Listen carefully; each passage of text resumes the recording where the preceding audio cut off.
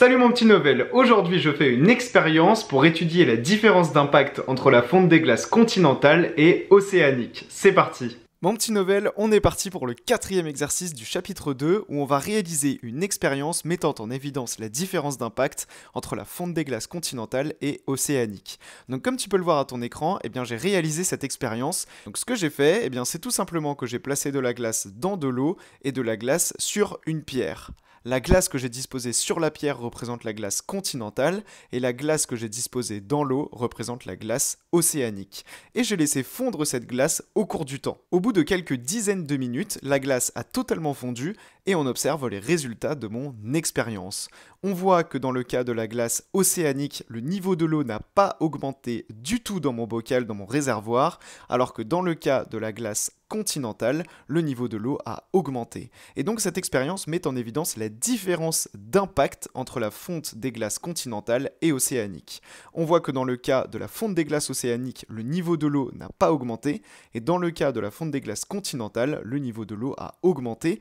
On peut donc tirer des conclusions sur ce qui est responsable de l'augmentation du niveau de la mer. En effet, comme tu l'as tout de suite compris, la glace que j'ai placée dans l'eau, ça représente tout simplement les glaciers qui sont dans l'eau, en Arctique par exemple, et la glace que j'ai disposée sur ma pierre, ça représente la glace continentale, c'est-à-dire à la surface des continents sur la Terre. Et bien ce qu'on peut tirer de cette expérience, c'est que l'augmentation du niveau de la mer due à la fonte des glaces, elle est uniquement due à la fonte des glaces continentales, c'est-à-dire des glaces sur les continents. Maintenant que cette expérience est faite, on peut passer au petit b qui nous demande d'interpréter ce graphe. Ce graphe, ce qu'il nous donne en ordonnée, c'est le niveau de la mer, donc l'augmentation du niveau de la mer en millimètres, et sur l'axe des abscisses, on voit qu'on a les années, donc l'écoulement du temps. Et donc on voit qu'au cours des années, la mer, le niveau de la mer a augmenté au cours du temps, et grâce à notre expérience, on sait que cette augmentation est due uniquement à la fonte des glaces continentales et pas à la fonte des glaces océaniques. Et c'est ça que nous permet de conclure notre expérience.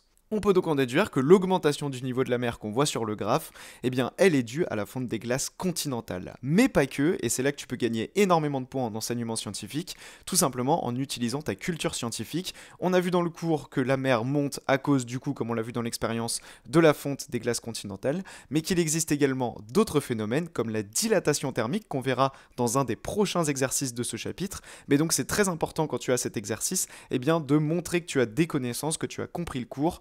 Et c'est vraiment comme ça que tu peux gagner des points en enseignement scientifique.